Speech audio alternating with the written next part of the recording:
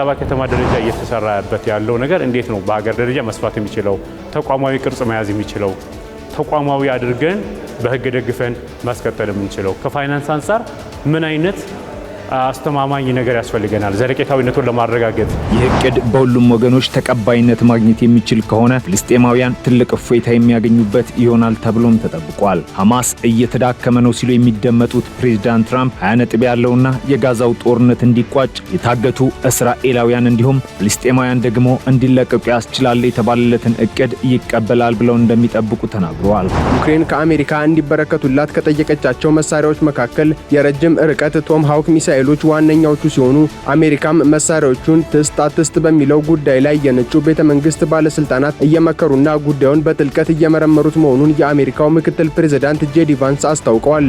ረጅም ሰዓት አለመተኛት፣ ለወገብ የሚስማማን ፍራሽ መምረጥ፣ ከባድ ዕቃ ስናነሳ ከጉልበት በርከክ ብሎ ማንሳት፣ ለወገብ ህመም የሚሆኑ የአካል ብቃት እንቅስቃሴዎችን ማድረግ።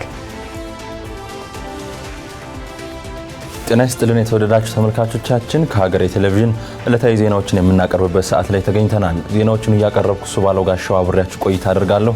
እስከ ዜናችን ፍጻሜ ድረስ አብራችሁን እንድትቆዩ አክብሮታዊ ግብዣችን ነው። ቀዳሚ ወደምናደርገው ዜና እናልፋለን። የህፃናት ማቆያዎችን በሚመለከት ትኩረት ሰጥቶ መስራት እንደሚገባ የፖሊሲ ጥናት ኢንስቲትዩት አሳስቧል። በአዲስ አበባ ከተማ ውስጥ የሚገኙ የህፃናት ማቆያ ስፍራዎች ባላቸው አቅም አገልግሎት እየሰጡ ቢሆንም ከበጀት ጀምሮ በርካታ ተግዳሮት እንዳለባቸው ተነግሯል። ምህረት ደግፍ በአዲስ አበባ የሚገኙ የመንግስትና የግል ህፃናት ማቆያዎች ትኩረት ተሰጥቶ ሊሰራባቸው እንደሚገባ የፖሊሲ ጥናት ኢንስቲትዩት ገልጿል። ኢንስቲትዩቱ በህፃናት ማቆያ አገልግሎት ጥራትና ደህንነት ዙሪያ ጥናት ሲያደርግ መቆየቱን ያስታወቀ ሲሆን ከቅርብ ዓመታት ወዲህ በመንግስትና በግል የተጀመሩ የህፃናት ማቆያ ስፍራዎች ባላቸው አቅም አገልግሎት እየሰጡ ቢሆንም ከበጀት ጀምሮ በርካታ ተግዳሮት እንዳለባቸው በጥናቱ ተመላክቷል። ባለው ሁኔታ ለህፃናት ማቆያ ተብሎ የሚበጀት የበጀት ላይም ወይም የበጀት መስመር የለም። አሁን መስሪያ ቤቶቹ ከሚኒስትሪ ኦፍ ፋይናንስ በየአመቱ በጀት የሚጠይቁበት የለውም። የህፃናትና ሴቶች ወይም የኢንክሉሲቪቲ ዲፓርትመንት አለ በየመስሪያ ቤቱ፣ እሱ ጋር አብሮ ተዳብሎ ነው። ስለዚህ ከዛ ከተሰጣቸው በጀት አብረው ይጠይቃሉ፣ ከተሰጣቸው ነው የሚያካፍሉት። አንዳንድ ጊዜ የጠየቁትን በየመስሪያ ቤቱ በጀት ላይ ሰጣቸው ስለሚችል የሚፈቀድላቸው በጀት በቂም ላይሆን ይችላል። በዛ ረገድ ችግር አለ። ስለዚህ ህጉንም ለማስፈጸም ስታንዳርዱንም ለመተግበር እነዚህ የበጀት ላይኖች የበጀት ኢሹዎች ሲፈቱላቸው ነው አሁን ያንን የሚያስከብሩት። ስለዚህ ብዙ የሆኑ ጉዳዮች ላይ አብሮ መስራት ያስፈልጋል። የህፃናት ማቆያ አገልግሎት መጀመሩ ለህፃናቱ ብቻ ሳይሆን ለሴቶችና ለእናቶች የስራ ዕድል በመፍጠር አስተዋጽኦ እያበረከተ መሆኑም ተገልጿል። የመጀመሪያው የስራ ቦታ የምንለው ወይም ተቋም ላይ እንደ ሀገር ይገለል ያው እንደ ሀገር ሬጉሌሽኑ ወጥቶ ወይም ፕሮክላሜሽኑ ወጥቶ ፕሮክላሜሽኑ ሁሉም ተቋማት የስራ ቦታቸው ላይ የህፃናት ማቆያን ማዘጋጀት አለባቸው። እናቶች ደግሞ በቅርብ ልጆቻቸውን ጡት እንዲያጠቡ ያ ይጠቅማል የሚለው ነው። ከዛ አንፃር ነው።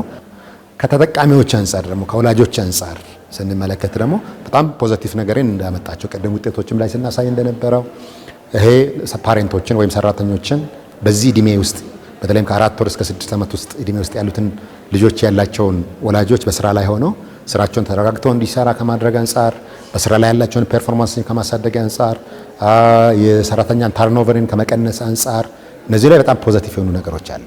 በአዲስ አበባና ፌዴራል ተቋማት የተጀመረውን ይህ አገልግሎት ወደ ሀገር ለማምጣት ስራዎች እየተሰሩ እንዳሉ ተነግሯል። ከስራዎቹ ባሻገር የሰው ኃይል አሰልጥኖ ለማብቃት ከተቋማት ጋር ስምምነት መደረጉም ተጠቁሟል።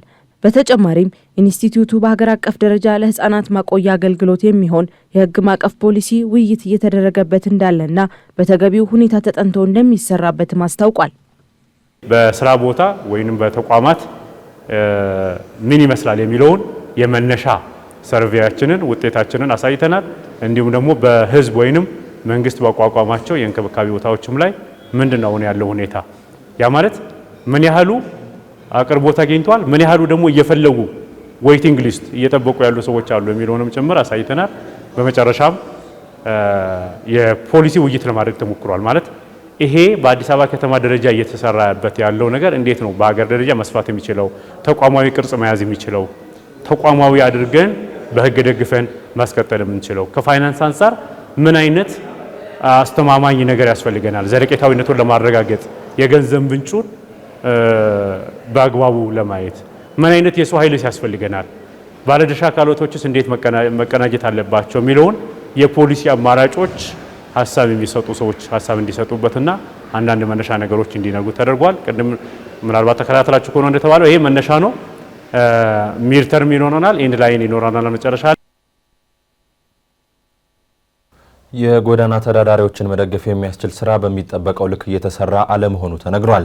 የአዲስ አበባ ከተማ ሴቶች ህጻናትና ማህበራዊ ጉዳይ ቢሮ በበኩሉ በ2017 የበጀት ዓመት 25000 የሚደርሱ የጎዳና ተዳዳሪዎችን ከጎዳና ማንሳቱን አስታውቋል።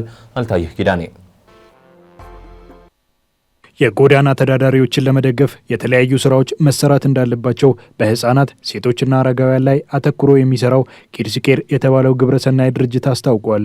የድርጅቱ መስራችና ስራ አስኪያጅ አስቴር ፍስሐ ድርጅቱ በአዲስ አበባ ታዳጊዎችን ከጎዳና በማንሳት ወደ መጡበት ለመመለስ መሞከሩን የገለጹ ሲሆን ይህንን መሰል ስራ በሚጠበቀው ልክ እየተሰራ እንዳልሆነ ለጣቢያችን አስረድተዋል። ብዙ ወጣቶችን ወደ የመጡበት ክልል መልሰናል። ግን ይሄ ከባድና ከባድ የሆነ ስራ ነው። መልሰንም ካገናኘናቸው በኋላ ተመልሰው ወደ ጎዳና ይመጣሉ እና ሙያዊ ስራ ሊሰራ ይገባል። እነኝህን ልጆች ከጎዳና ላይ አንስተህ ከዛ ከነበሩበት ሱስና ምንድነው የጎዳና የሚጸናወት ችግር ነው፣ ወይም ደግሞ ሰርጾ የሚገባ ራስን የሚቀይር ችግር ነው። ስለዚህ ብዙ ሰርተናል ባንልም ግን መልሰን አገናኝተናል። ግማሹ ተመልሰው ወደ ጎዳና ወጥተዋል። ተመልሰውም ወደ ስራቸው ላይ ያሉ አሉ።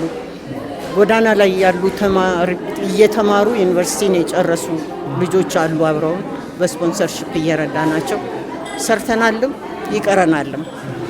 ታዳጊዎች ወደ ጎዳና የሚወጡት በተለያዩ ምክንያቶች እንደሆነ የገለጹት አስቴር ከነዚህ መካከል የቤተሰብ ፍቺና የኢኮኖሚ አቅም ማነስ ተጠቃሽ መሆኑን አስረድተዋል። ታዳጊዎቹ በጎዳና ላይ በሚቆዩበት ወቅት ለተለያዩ ሱሶች እንደሚጋለጡም ጠቅሰዋል። በአዲስ አበባ የሚገኙ የጎዳና ተዳዳሪዎችን ለማንሳት የተለያዩ ስራዎች እየተሰሩ እንደሆነ አዲስ አበባ ሴቶችና ህጻናት ማህበራዊ ጉዳይ ቢሮ አስታውቀዋል።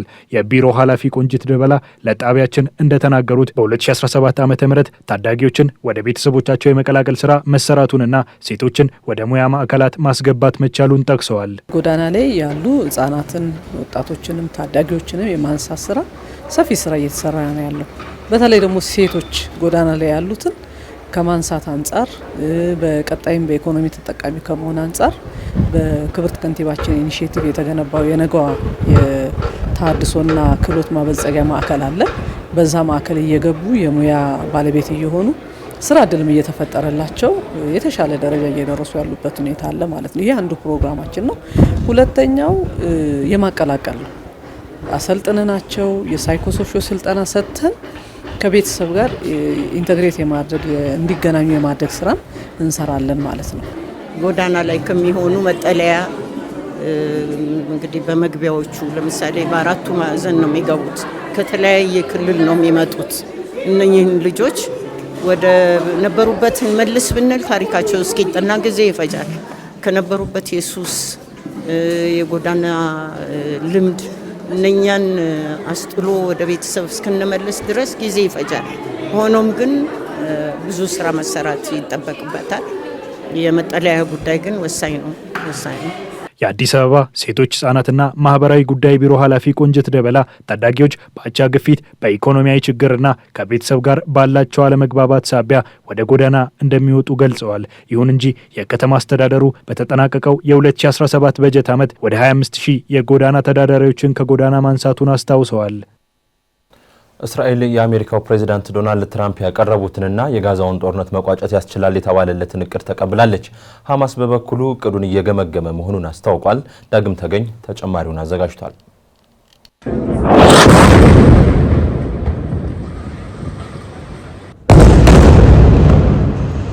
የአሜሪካው ፕሬዝዳንት ዶናልድ ትራምፕና የእስራኤሉ ጠቅላይ ሚኒስትር ቤንያሚን ኔታንያሁ የጋዛን ጦርነት ለማስቆም ያስችላል በተባለበት እቅድ ላይ መስማማታቸውን አስታውቀዋል። ሐማስ በበኩሉ እቅዱን በመገምገም ላይ መሆኑን ተነግሯል። ይህ እቅድ በሁሉም ወገኖች ተቀባይነት ማግኘት የሚችል ከሆነ ፍልስጤማውያን ትልቅ እፎይታ የሚያገኙበት ይሆናል ተብሎም ተጠብቋል። ሐማስ እየተዳከመ ነው ሲሉ የሚደመጡት ፕሬዝዳንት ትራምፕ 20 ነጥብ ያለውና የጋዛው ጦርነት እንዲቋጭ የታገቱ እስራኤላውያን እንዲሁም ፍልስጤማውያን ደግሞ እንዲለቀቁ ያስችላል የተባለለትን እቅድ ይቀበላል ብለው እንደሚጠብቁ ተናግረዋል። ቡድኑ ይህንን እቅድ ከመቀበል ውጪ ሌላ አማራጭ የለውም ሲሉም ተናግረዋል። የሁለቱ ወዳጅ ሀገራት መሪዎች በነጩ ቤተ መንግስት ባወሩበት ጊዜም ጦርነቱን ለማቋጨት ሁለት መንገዶች ስለመኖራቸው ፍንጭ ሰጥተዋል። መሪዎቹ ከባድ ሲሉ የጠሩት መንገድ ሐማስ እቅዱን ተቀብሎ ለመቃወም ቢሞክር እንኳን እስራኤል ግጭቱን በኃይል ተቋጨዋለች የሚል አንደምታ ያለው ሲሆን፣ ቀላሉ መንገድ ደግሞ ለፍልስጤማውያን ሕይወት የመድን ዋስትና በመስጠት የታጋጅ ቤተሰቦች ደግሞ እፎይ የሚያሰኝ ነውም ተብሏል። የትላንቱ የነጩ ቤተ መንግስት ውይይትም በአንድም ሆነ በሌላ መንገድ ጦርነቱን መቋጨት ላይ ትኩረት ያደረገ ስለመሆኑም ነው የተነገረው። በዌስት ባንክ የሚገኘው የፍልስጤም መንግስት በበኩሉ ጦርነቱን ለማስቆም የትራምፕን እቅድ እንደሚቀበልና በእቅዱ ውስጥ የተጠየቁትን ማሻሻያዎች ተግባራዊ ለማድረግ ቃል ገብቷል። የግብጽ፣ የዮርዳኖስ፣ የኢንዶኔዥያ፣ ፓኪስታን፣ የቱርክ፣ የኳታር፣ የሳውዲ አረቢያና የተባበሩት አረብ ኤሚሬቶች መንግስታትም የትራምፕን ሀሳብ በማድነቅ የጋራ መግለጫ ወጥቷል። የትራምፕ እቅድ በራሳቸው የሚመራና የቀድሞ የእንግሊዝ ጠቅላይ ሚኒስትር ቶኒ ብሌር የሚያካትት ጊዜያዊ አስተዳደር ኮሚቴ ማቋቋምን የሚሻ ነው። ከፖለቲከኞች ውጪ በፍልስጤም የሚገኙ ተጽዕኖ ፈጣሪ ሰዎችን ያካትታል የተባለው ኮሚቴ የሲቪል ጉዳዮችን ይቆጣጠራል። ከዚያም ስልጣን ለአዲሱ የፍልስጤም አስተዳደር ይተላለፋል ነው የተባለው። እቅዱ ቀደም ሲል በፍልስጤማውያንና በፍልስጤም መሪዎች ሙሉ በሙሉ ውድቅ እንደተደረገው የትራምፕ እቅድ ሰዎች ከጋዛ ሰርጥ እንዲወጡ የሚጠይቅ አለመሆኑን አሶሺየትድ ፕሬስ ዘግቧል። እስራኤል እቅዱን በተቀበለች በ72 ሰዓታት ውስጥ የቀሩት ታጋቾች በሙሉ በሐማስ እንዲፈቱ የሚጠይቅ ቢሆንም ጋዛ ውስጥ በተለያየ ቦታ እንደሚገኙ የሚታመነውን ታጋቾችን አስለቅቆ ለማጠናቀቅ አስቸጋሪ የጊዜ ገደብ ስለመሆኑም ተነግሯል። የእቅዱን ዝርዝር ይፋዊ በሆነ መልኩ እንዲወያዩበት ፍቃድ ያልተሰጣቸው የትራምፕ አስተዳደር ከፍተኛ ባለስልጣን በበኩላቸው የ72 ሰዓቱ የጊዜ ገደብ ተግባራዊ መሆን የሚጀምረው ከእስራኤል በተጨማሪ ሐማስ እቅዱን መቀበሉን ካረጋገጠ በኋላ ነው ብለዋል። በተጨማሪም እቅዱ የዕድሜ ልክ እስራት የተፈረደባቸውን ጨምሮ በመቶዎች የሚቆጠሩ ፍልስጤማውያን ከእስራኤል እንዲለቀቁ የሚያደርግ ስለመሆኑም ተመላክቷል። በሁለቱ ወዳጅ መሪዎች መካከል የተደረገው ንግግር በጋዛ ጉዳይ ከተነሱ ጉዳዮች ባለፈ ኔታንያሁ በኳታር ላይ በሚሳኤሎቻቸው ለፈጸሙት ጥቃት ይቅርታ የጠየቁበትም ሆኗል። እስራኤል በፈረንጆቹ መስከረም 9 በኳታር የሐማስ የፖለቲካ አመራር ስብሰባ ላይ ያነጣጠረ ጥቃት በመሰንዘሯ ነው ኔታንያሁ የኳታር አቻቸው መሐመድ ቢን አብዱልረህማን ቢን ጃሲም አልታኒን ይቅርታ የጠየቁት። ከቀናት በፊት እስራኤል ኳታር ውስጥ የፈጸመችው ጥቃት ኢላማ ያደረገቻቸውን ቁልፍ የሐማስ መሪዎችን መግደል ባይችልም ቡድኑ ውስጥ ያሉ አባላትን ከአንድ የኳታር ጠባቂ ጋር መግደሉም ይታወሳል። ጥቃቱን ተከትሎ በጋዛ ውስጥ በቀጠለው ጦርነት በእስራኤልና በሐማስ መካከል በሚደረገው ድርድር ቁልፍ ሚና የተጫወተችው ኳታር በዚህኛው አስታራቂ ለመሆን ፈቃደኛ ሳትሆን ቀርታለችም ነበር የተባለው። ከትራምፕ የኦቫል ቢሮ በኔታንያሁ የተያዘው የስልክ እጀታ የኳታሩን አቻቸውን ባገናኘበት የትላንት ሰኞ ምሽቱ የስልክ ልውውጥም እስራኤል የኳታርን ድንበር አልፋ ለፈጸመችው ጥቃት ይፋዊ ይቅርታ የጠየቀበት ሆኗል። በስልክ ውይይቱ ወቅትም ኔታንያሁ በኳታር በሐማስ ኢላማዎች ላይ እስራኤል በፈጸመችው የሚሳኤል ጥቃት ሳታስበው አንድ የኳታር ዜጋን በመግደሏ የተሰማቸውን ጥልቅ ሐዘን ገልጿል ሲሉ አንድ የዋይት ሃውስ ባለስልጣን ተናግረዋል። የእስራኤሉ ጠቅላይ ሚኒስትር በመቀጠልም በተጨማሪም በሐማስ መሪነት በገታ ድርድር ወቅት እስራኤል የኳታርን ሉዓላዊነት በመጣስ ባደረገችው ጥቃት ማዘናቸውን ገልጸው እንዲህ አይነት ጥቃት ወደፊት እንደማይፈጠር ቃል ገብቷል ሲል ታይምስ ኦፍ እስራኤል ዘግቧል። በንግግሩ ወቅት የኳታሩ ጠቅላይ ሚኒስትር ይቅርታውን መቀበላቸውንና ኳታር ለክልላዊ ደህንነትና መረጋጋት ትርጉም ያለው አስተዋጽኦ ለማድረግ ዝግጁ መሆኗን አጽንኦት ሰጥተዋል። በንግግራቸው መጨረሻም ትራምፕ ኔታንያሁም እንዲሁ ተመሳሳዩን ያደርጋሉ ሲሉ ገልጸዋል። ዩክሬን በሞስኮ ጥቃት ለመፈጸም የሚያስችሏትን ረጅም ርቀት ተወንጫፊ ሚሳኤሎች ከአሜሪካ ልታገኝ እንደሆነ ተነግሯል። የሚሳኤሎቹን ክፍያ ደግሞ የአውሮፓ ህብረትና የኔቶ አባል ሀገራት እንዲሸፍኑ ይደረጋል ተብሏል። ደምሰው ሽፈራው በዩክሬን እየተካሄደ ያለው ጦርነት እንዲያበቃ የተለያዩ ዓለም አቀፍ ተቋማትና ሀያላን አገራት ተደጋጋሚ ጥረቶችን ቢያደርጉም ተጨባጭ ውጤት እየታየ አይደለም። የአሜሪካው ፕሬዝዳንት ዶናልድ ትራምፕም ወደ ስልጣን በተመለሱ ማግስት አስቆመዋለሁ ያሉትን ጦርነት እንዳሉት ማስቆም ተስኗቸዋል። የተኩስ አቁምና ሌሎች የሰላም አማራጮችን ለመፍጠር በሚል ከቭላዲሚር ፑቲን ጋር ተደጋጋሚ የስልክ ውይይቶችን እንዲሁም በአላስካ ተገናኝተው እስከ መወያየት የደረሱት ትራምፕ በሚፈልጉት መጠን ከሩሲያ በኩል ጦርነቱን ለማቆም የሚያስችል እንቅስቃሴ ባለማየታቸው መበሳጨታቸውን የሚያሳዩ ውሳኔዎችን እያሳለፉ ነው። ወደ ስልጣን በመጡ ማግስት አገራቸው ለዩክሬን የምታደርጋቸውን ወታደራዊና ኢኮኖሚያዊ ድጋፎች መቀነስ የጀመሩት ትራምፕ ውሳኔያቸው የሚፈለገውን ውጤት እያመጣ ባለመሆኑ መልሰው ፊታቸውን ወደ ዩክሬን እያዞሩ ነው። ቀንሰዋቸው የነበሩ ወታደራዊ ድጋፎችም ወደ ነበሩበት ሁኔታ እንዲመለሱ እያደረጉ ነው። ዩክሬን ራሷን ከሩሲያ ጥቃት ለመከላከል ያስችሉኛል ያለቻቸውን ግዙፍ አሜሪካ ሰራሽ መሳሪያዎች በድጋፍ መልክ እንዲሰጣት የዩክሬኑ ፕሬዝዳንት ቮሎዶሚር ዜሌንስኪ ደጋግመው ጥያቄያቸውን ለአሜሪካ ሲያቀርቡ እንደነበረ የሚታወስ ሲሆን አሜሪካም የዩክሬንን ፍላጎት ለማሟላት ጫፍ ላይ እንደደረሰች ተሰምቷል። ዩክሬን ከአሜሪካ እንዲበረከቱላት ከጠየቀቻቸው መሳሪያዎች መካከል የረጅም ርቀት ቶም ሃውክ ሚሳኤሎች ዋነኛዎቹ ሲሆኑ አሜሪካም መሳሪያዎቹን ትስጥ አትስጥ በሚለው ጉዳይ ላይ የነጩ ቤተ መንግስት ባለስልጣናት እየመከሩና ጉዳዩን በጥልቀት እየመረመሩት መሆኑን የአሜሪካው ምክትል ፕሬዝዳንት ጄዲ ቫንስ አስታውቀዋል። ምክትል ፕሬዝዳንት ጄዲ ቫንስ ለፎክስ ኒውስ እንደተናገሩት ከሆነ የአሜሪካ መንግስት የጦር መሳሪያዎቹን በቀጥታ ከመስጠት ይልቅ የአውሮፓና የኔቶ አባል ሀገራት ወጪውን እንዲሸፍኑ በሚያስገድደው ፖሊሲው መሰረት ጥያቄውን እየተመለከተው እንደሚገኝ ተናግረዋል። ይህ አካሄድ ደግሞ የአውሮፓና የኔቶ አባል ሀገራት በጎረቤታቸው ለሚካሄደው ጦርነት የበለጠውን ኃላፊነት እንዲወስዱ ያደርጋል ሲሉም አብራርተዋል። የዩክሬኑ ፕሬዝዳንት ቮሎዶሚር ዜሌንስኪ የሚሳኤል ጥያቄውን ያቀረቡት ባለፈው ሳምንት በተባበሩት መንግስታት ጠቅላላ ጉባኤ ላይ ከፕሬዝዳንት ትራምፕ ጋር ውይይት ባደረጉበት ወቅት እንደነበረ ቢቢሲ አስነብቧል። ዩክሬን የጠየቀችው ቶም ሃውክ ሚሳኤል ያለው አቅም ጉዳዩ የዓለምን ትኩረት እንዲስብ አድርጎታል። ይህ የሆነው ደግሞ ሚሳኤሎቹ እስከ 1500 ማይል ወይም ከ2400 ኪሎ ሜትር በላይ መጓዝ የሚችሉ ሲሆን ይህም ዩክሬን ከግዛቷ ሆና የሩሲያን ዋና ከተማ ሞስኮን የመምታት አቅም የሚሰጣት መሆኑ ነው ተብሏል። በሩሲያም ወገን ከፍተኛ ትኩረት ያገኘው ይህ የቶም ሃውክ ሚሳኤሎች ጉዳይ በሩሲያ በኩል በጥንቃቄ ክትትል እየተደረገበት እንደሚገኝ የክሬምሊኑ ቃል አቀባይ ዲሚትሪ ፔስኮቭ በሰጡት መግለጫ አስታውቀዋል። አክሎም ዋናው ጥያቄ ሚሳኤሎችን ከዩክሬን ግዛት ሆኖ የሚያዘውና የሚያስወነጭፈው ማን ነው የሚለው እንደሆነ በመግለጽ ይህም የአሜሪካን ቀጥተኛ ተሳትፎ እንደሚያመለክት ጠቁመዋል። አሜሪካ ይህንን ውሳኔ ለመወሰን ውይይት ለመጀመር በርካታ ምክንያቶች ያሏት ሲሆን ከቀናት በፊት ሩሲያ ከ600 በላይ ሚሳኤሎችንና ድሮኖችን በዩክሬን ከተሞች ላይ በማዝነብ የፈጸመችው ጥቃት የበርካታ ሰዎችን ሕይወት በመቅጠፉ እንደሆነም ዩሮኒውስ ዘግቧል። ፕሬዝዳንት ትራምፕ በበኩላቸው ሩሲያ ለሰላም ድርድር ፈቃደኛ ባለመሆኗ መበሳጨታቸውን ገልጸው ዩክሬን በአውሮፓውያን ድጋፍ ጦርነቱን ማሸነፍ እንደምትችል መግለጻቸው የሚታወስ ነው። ባሳለፍነው ሳምንት ከዚሁ ከዩክሬን ጉዳይ ጋር በተያያዘ ባደረጉት ንግግር ዩክሬን በሩሲያ የተያዙባትን ግዛቶች ሙሉ በሙሉ መልሳ በራሷ ቁጥጥር ስር ማድረግ ትችላለች ማለታቸውም ይታወሳል። የሩሲያን ወቅታዊ ወታደራዊና ምጣኔ ሀብታዊ አቅም የተዳከመ ነው ሲሉ የገለጹት ትራምፕ ዩክሬን ደግሞ በሩሲያ ላይ ድል የምትቀዳጅበት ጊዜ አሁን ነው ማለታቸውን አልጀዚራ ዘግቧል።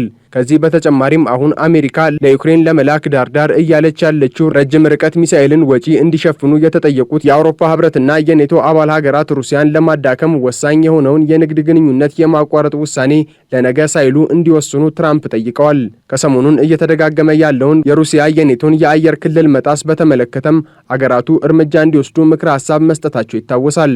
እነዚህን የአየር ክልል ጥሰቶች በተመለከተ ሩሲያ በፖላንድ ከተፈጠረው ውጪ የተቀሩትን ጥሰቶች አለመፈጸሟን ገልጻለች። የሩሲያው የውጭ ጉዳይ ሚኒስትር ቃል አቀባይ ማሪያ ዛራኮቫ በቴሌግራም ቻናላቸው ላይ እንደገለጹት ከሆነ ዩክሬን ከዚህ ቀደም የወደቁትን በርካታ የሩሲያ ድሮኖችን ወደ ነበሩበት በመመለስ የጦር መሳሪያዎችን በማስታጠቅና በአውሮፓ ህብረት ሀገራት ውስጥ ወደሚገኙ ዋና ዋና የኔቶ ማጓጓዣ ማዕከላት ላይ ጥቃት ለማድረስ እያሰበች መሆኑን ደርሰንበታል ብለዋል። በዚህም ሩሲያን ለመወንጀልና ከኔቶ ጋር ወደ ቀጥታ ጦርነት ለማስገባት በማሰብ ተመሳስለው የተሰሩና የሩሲያን ባንዲራ የሚያውለበልቡ ሰው አልባ አውሮፕላኖችን በማዘጋጀት በሮማኒያና በፖላንድ ውስጥ ጥቃት ለማድረስ ሴራ ማሴሯንም ተናግረዋል። ዓመታትን በዘለቀው የሁለቱ አገራት ጦርነት የወደቁ ወይም የተጠለፉትን የሩሲያ ሰው አልባ አውሮፕላኖችን በማደስ በአውሮፓ ሀገራት ላይ ጥቃት በመፈጸም ሞስኮን ጥፋተኛ ለማድረግና በሩሲያና በኔቶ መካከል የትጥቅ ግጭት በመፍጠር በአውሮፓ ዘመናዊ ታሪክ አውዳሚ የሆነውን የሶስተኛውን የዓለም ጦርነት ለማስጀመር ማቀዷን ደርሰንበታል ማለታቸውን የሩሲያው ታስ አስነብቧል።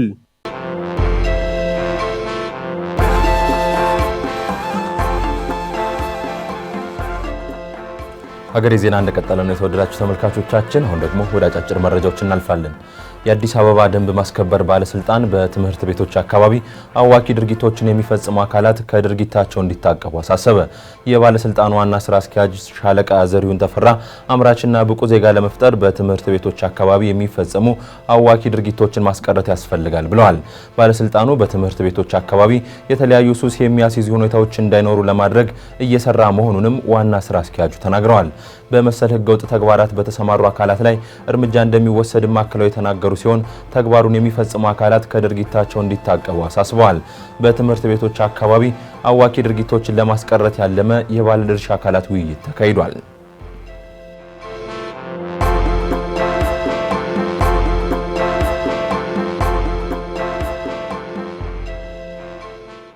አቢሲኒያ ባንክ 7.2 ቢሊዮን ብር የተጣራ ትርፍ ማግኘቱን አስታወቀ።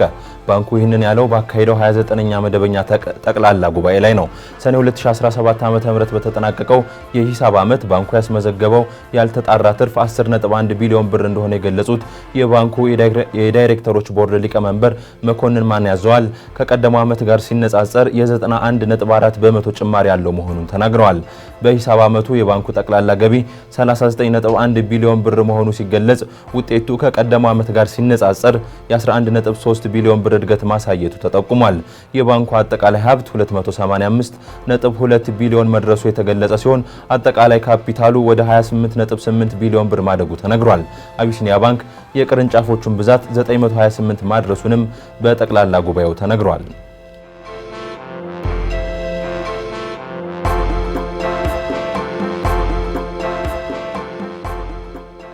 የኢትዮጵያ ቤተ መጻሕፍትና ቤተ መዛግብት አገልግሎት በማዕከላዊ ኢትዮጵያ ክልል የም ዞን ለሚገኙ ትምህርት ቤቶች 2500 የሚደርሱ የትምህርት መርጃ መጻሕፍት ድጋፍ አደረገ። የየም ብሔር የዘመን መለወጫ ሄቦ በዓልን ምክንያት በማድረግ ለዞኑ የተደረገው የመጻሕፍት ድጋፍ ከ900 ሺህ ብር በላይ ወጪ የተደረገበት መሆኑንም የአገልግሎቱ የስልጠና ዘርፍ መሪ ስራ አስፈጻሚ መኮንን ከፋለ ገልጿል። ዞኑ የህዝብ አገልግሎት የሚውሉ ቤተ መጻሕፍትን እንዲገነባም ጥሪ አቅርበዋል። የኢትዮጵያ ቤተ መጻሕፍትና ቤተ መዛግብት አገልግሎት በየም ዞን ሳጃ ከተማ የንባብ ባህል ለትምህርት ጥራት በሚል መሪ ቃል የንባብ ሳምንት አውደ ርዕይና የፓናል ውይይት እያካሄደ ይገኛል።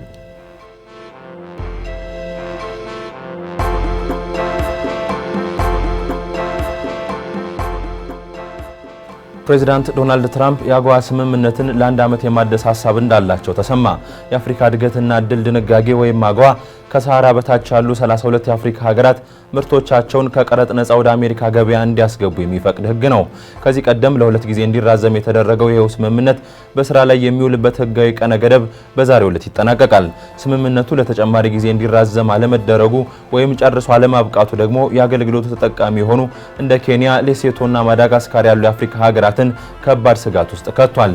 የስምምነቱ ቀነ ገደብ ሊጠናቀቅ መቃረቡን ተከትሎም በመቶ ሺዎች የሚቆጠሩ ሰራተኞችን የሚያስተዳድሩ ድርጅቶች ቀላል የማይባል አደጋ ውስጥ ይወድቃሉ ተብሏል።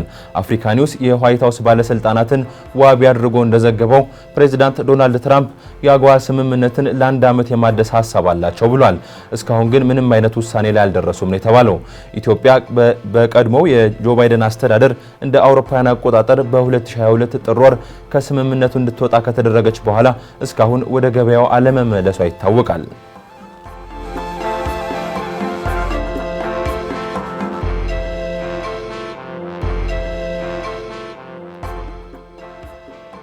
አሜሪካ 400 የሚደርሱ ኢራናውያን ስደተኞችን ወደ ሀገራቸው ልትሸኝ መሆኑ ተነግሯል።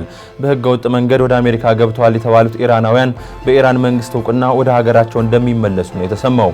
በመጀመሪያ ዙር ወደ 120 የሚጠጉ ኢራናውያን ወደ ሀገራቸው እንደሚመለሱ የተናገሩ አንድ የኢራን የውጭ ጉዳይ ሚኒስትር ባለስልጣን አብዛኞቹ ሰዎች በሜክሲኮ በኩል በህገወጥ መንገድ ወደ አሜሪካ የገቡ መሆናቸውን ተናግረዋል። ወደ ሀገራቸው ይመለሳሉ ከተባሉ ስደተኞች መካከል ጥቂት የማይባሉት በማቆያዎች ውስጥ የሚገኙ መሆናቸውም ሲነገር የኢራን መንግስት አሜሪካ የስደተኞችን መብት እንድታከብር መጠየቁን ሮይተርስ ዘግቧል።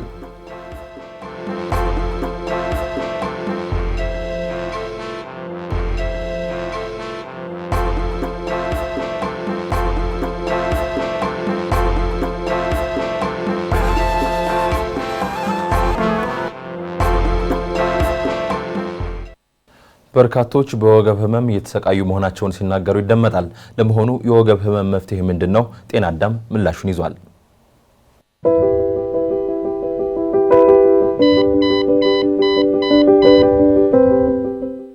ሰላም፣ በወገብ ህመም እየተሰቃዩ ነው? መፍትሄውን እነግራችኋለሁ። ዶክተር ቢኒያም ፍስሐ ነኝ። አብራችሁን ቆዩ። የወገብ ህመም በሚከተሉት ዋና ዋና ምክንያቶች ይከሰታል። አንደኛ፣ ክብደት ያላቸውን ነገሮች ማንሳት፣ ሁለተኛ፣ ጤናማ ያልሆነ አቀማመጥ፣ ሶስተኛ፣ በስራ ወይም በሌላ ምክንያት ለረጅም ሰዓት መቆም፣ አራተኛ፣ ያረጁ ፍራሾች ላይ መተኛት፣ አምስተኛ፣ የቫይታሚን ዲ ማነስ፣ ስድስተኛ፣ የዲስክ መንሸራተት ዋነኞቹ ናቸው። በቤታችን ውስጥ ማድረግ የምንችላቸው ነገሮች ልንገራችሁ። አንደኛ፣ አቀማመጣችንን ማስተካከል። በምስሉ ላይ እንደምትመለከቱት ከወገብ ቀጥ ብሎ መቀመጥ፣ ረጅም ሰዓት አለመተኛት፣ ለወገብ የሚስማማንን ፍራሽ መምረጥ፣ ከባድ እቃ ስናነሳ ከጉልበት በርከክ ብሎ ማንሳት፣ ለወገብ ህመም የሚሆኑ የአካል ብቃት እንቅስቃሴዎችን ማድረግ። ለምሳሌ በምስሉ ላይ እንደምትመለከቱት በሆዳችሁ ተኝታችሁ ከደረታችሁ ከፍ ማለት። ከዚህ በተጨማሪ በምስሉ ላይ የምትመለከቷቸውን ሌሎች እንቅስቃሴዎችም ለወገብ ህመም ፍቱን ናቸው። የወገብ ህመም ሲኖር ወደ ሕክምና ተቋም መሄድ የሚኖርብን መቼ ነው? አንደኛ፣ ህመሙ ከሳምንት በላይ ከቆየ፣ ሁለተኛ፣ ህመሙ ወደ እግሮት የሚሄድ ከሆነ፣ ሶስተኛ፣ ህመሙ የመጣው በወገብ ላይ በደረሰ አደጋ ከሆነ ወደ ሕክምና ተቋም መሄድ ይኖርቦታል። ሰላም።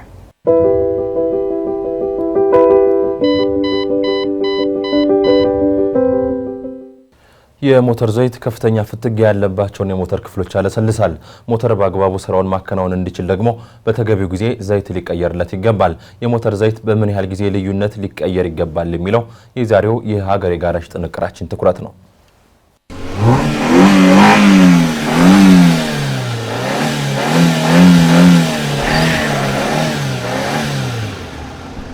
ሰላም እንደምናላችሁ ውድ ተመልካቾቻችን፣ በዛሬታችን የመኪናችን የደም ስር የሆነውን የመኪና የሞተር ዘይት በስንት ጊዜ መቀየር እንዳለበት እናያለን። ከመረጃዎቹ ጋር አብራችሁ የሚቆየው የአውቶሞቲቭ ባለሙያ አዶንያ ብርሃኔ። መልካም ቆይታ። የመኪና ሞተር ዘይት ማለት የመኪናችን የደም ስር እንደሆነ ግልጽ ነው። ይህን ስንላችሁ በነዳጅ ብቻ የሚሰሩ መኪኖች ብቻ ሳይሆኑ አሁን በከተማችን ላይ የምናስተውላቸው ነዳጅና ኤሌክትሪክ በአንድ ላይ የሚሰሩት ሃይብሪድ በሚል በተለምዶ የምንጠራቸው ተሽከርካሪዎችን ይጨምራል። እነዚህ መኪኖች የመኪናችን ሞተር የሚገኙበትን የተለያዩ የሞተር ክፍሎችን ማንቀሳቀስ ይኖርባቸዋል። ይህ ደግሞ በውስጡ ፍሪክሽን ወይ ደግሞ ሰበቃ እንዲፈጠር ያደርገዋል። የመኪና ዘይት ሞተሩ የተለያዩ ቦታዎች በመግባት የማለስለስ ስራውን የሚሰራ ነው። ለዚህም ነው መኪናችን ይዘን ከመንቀሳቀሳችን በፊት ሞተሩን ማሞቅ አለብን የሚባለው። ምክንያቱም ዘይቱ የሚፈለግበት ቦታ ሳይደርስ ሞተር ውስጥ የሚገኙት የተለያዩ ክፍሎች ከተንቀሳቀሱ ሞተር ውስጥ ጉዳት ሊደርስ ስለሚችል ነው። ታዲያ ይህ ለሞተር ወሳኝ የሆነው ዘይት ለመቀየር ራሱን የቻለ ጊዜ አለው። ይህን ለመመልከት ደግሞ ከመኪናው ጋር የሚመጣው መመሪያ መመልከት ይኖርብናል። ከዚህ በተጨማሪ ግን እንደ መኪናው ቢለያይም ከ5000 ኪሎ ሜትር እስከ 10000 ኪሎ ሜትር ባለው መቀየር አለበት። ከኪሎ ሜትር በተጨማሪ ደግሞ መኪናውን አቁመን ለረጅም ጊዜ የምንቆይ ከሆነ ከ3 ወር እስከ 5 ወር ባለው ውስጥ ዘይቱ መቀየር አለበት። ከዚህ በተጨማሪ ማየት ያለብን ነገር ዘይት መቆሸሽና አለመቆሸሹን የመኪናው ኮፈን ከፍተን የዘይት መመልከቻ ዲፕስቲክ ስንመለከት በውስጡ ያለው ዘይት ቆሽሾ ወይም ወደ ታች ወርዶ ከሆነ ዘይቱ መቀየር አለበት ማለት ነው። የዘይት ዲፕስቲክ ግን ስንመለከት በውስጡ ያለው ዘይት በጣም የወረደ ከሆነ አንዳንድ ጊዜ በአላስፈላጊ መልኩ ዘይቱ ከነዳጅ ጋር የተቃጠለ ሊወጣ ስለሚችል እሱም መፈተሽ ተገቢ ነው። ለዛሬ ይዤላችሁ የቀረብኩት መረጃ ይህን ይመስል ነበር። በቀጣይ ሌሎች ከመኪና ጋር በተገናኙ መረጃዎች እስከምንገናኝ ድረስ መልካም ሁሉ ተመኘው።